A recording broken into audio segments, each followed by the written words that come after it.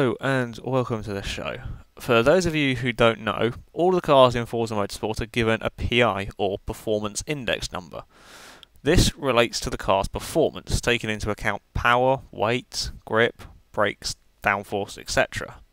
So in theory, cars with the same number should produce very similar lap times. But do they? To test this out, we've gone to the Laguna Seca Raceway, a track with a good mixture of straight, low, medium and high speed corners. We start with this, a Lexus IS 300, but not an ordinary one. This has been modified so that it now has a PI of 500, and to reach this, the car has been modified using purely engine upgrades, nothing else. This gives the car 388 horsepower, and with a long enough straight it will hit speeds of over 180 miles an hour. Not bad for a Lexus. The downsides are that, well, the brakes are absolutely rubbish, and with normal tyres, finding grip can be somewhat tricky. Hey, look at that, I'm going sideways in a Lexus. Never thought I'd say that. Although, once you do get grip, and you can go in a straight line, it's incredibly quick. After 3 laps of this track, the best time I'd achieved with the car was a 1:42.369. The next car around the track was another IS 300. While still having a PI of 500, it had been modified completely differently. This one has had all of the handling modifications installed, with only one engine mod to make the PI up to 500. The differences, as you would expect, are remarkable. You can brake a lot later, put the power down a lot sooner, and corners can be taken at much higher speeds, and the car doesn't try and escape off the track every time you put the power down. However, it does only have 219 horsepower, which means acceleration out of the corners and on the straights it struggles compared to the other Lexus.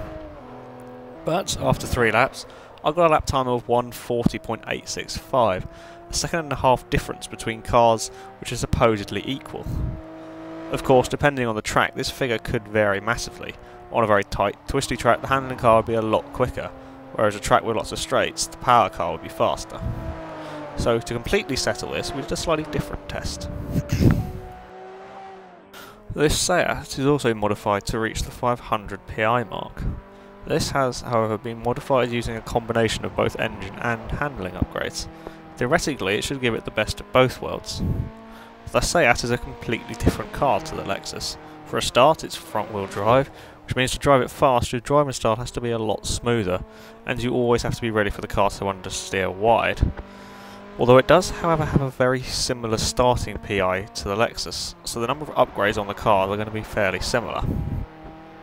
After the 3 laps, the Seat had done a lap time of 1:41.107, while closer it's still unable to beat the handling Lexus's time.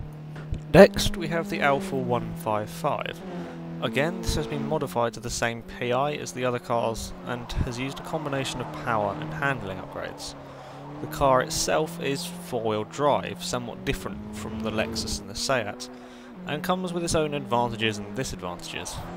Acceleration from a standstill and out of the corners is very good, and without a lot of power and use of a handbrake, it's unlikely to get very sideways.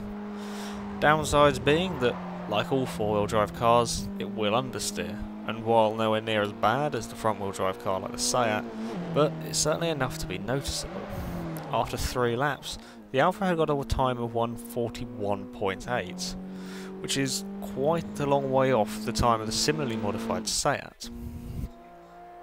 And for the final car, it's back to the rear-wheel drive Lexus.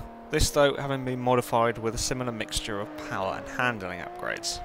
With its rear-wheel drive powertrain, it's oversteer in this car that you have to worry about. While it's much more manageable than the pure power Lexus that we had earlier, it will still go sideways without too much encouragement. Of course, to make up for this, the straight line speed is an improvement over the pure handling car.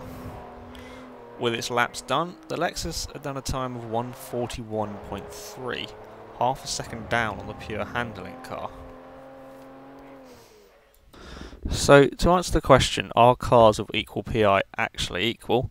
Well, no, not really. How you modify that car to reach the PI will make a big difference, while the cars themselves will make a smaller difference. Having said that though, you can't simply blame the car for not being fast enough. but your driving will still make the biggest difference of the lot.